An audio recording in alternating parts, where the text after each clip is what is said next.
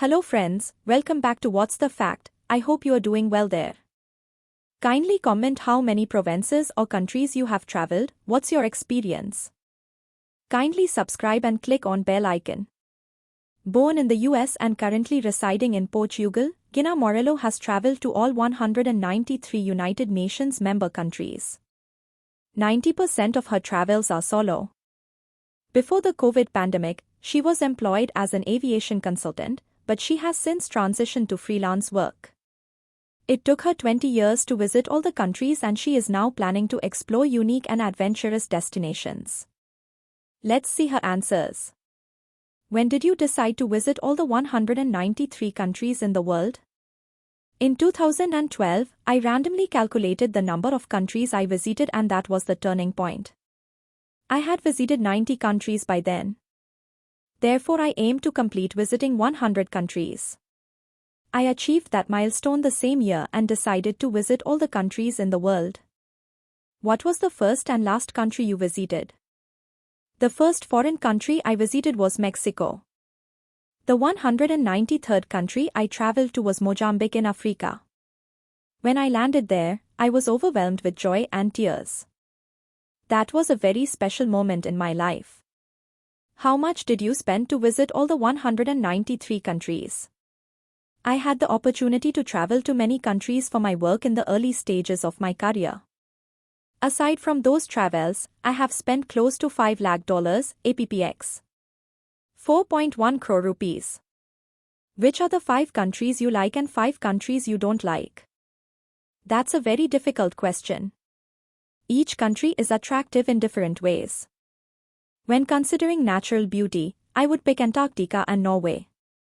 Additionally, I like countries such as Ethiopia, India, Afghanistan, and Yemen, which maintain rich ancient cultures and traditions. I prefer not to mention the names of countries that are less favorable. The nations that are less welcoming to tourists and are known for high levels of corruption are those I don't like, particularly in Central Africa. Which of the 193 nations has your favorite cuisine? I love Thai cuisine, particularly its distinctive masala blends and exceptional flavors. I also like Italian, Lebanese, Ethiopian, Indian, and Vietnamese dishes.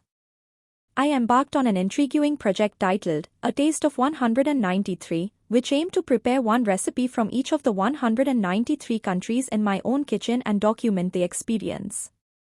I couldn't continue with due to my travel commitments. I have added a few recipes on my website, www.adventurousgina.com.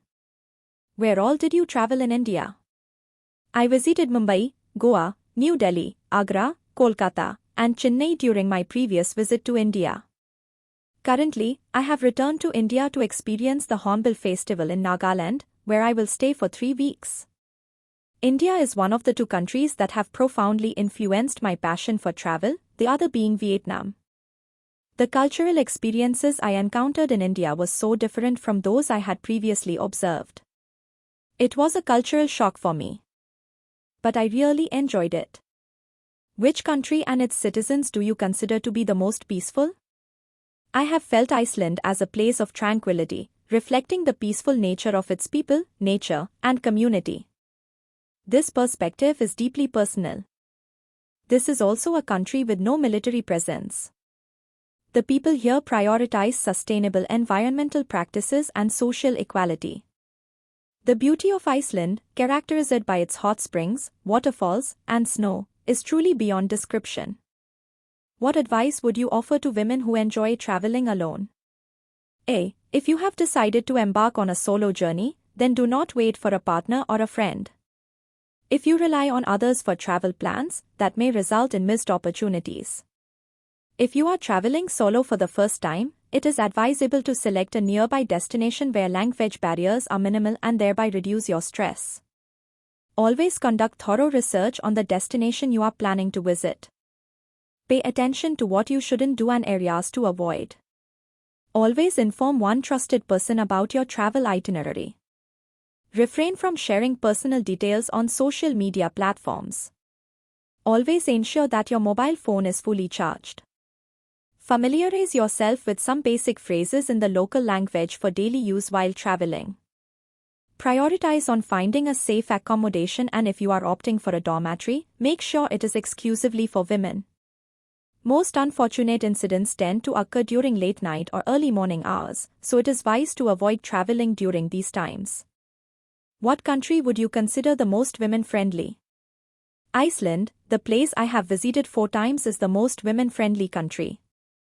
The country has very strict laws to protect the rights of women, a commitment that is evident in its cultural norms that honor and respect women.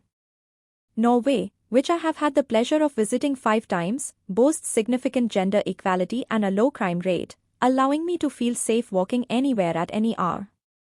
Finland is also a country with similar traits. Finland also welcomes individuals from all walks of life. Is there a place you wish you were born in?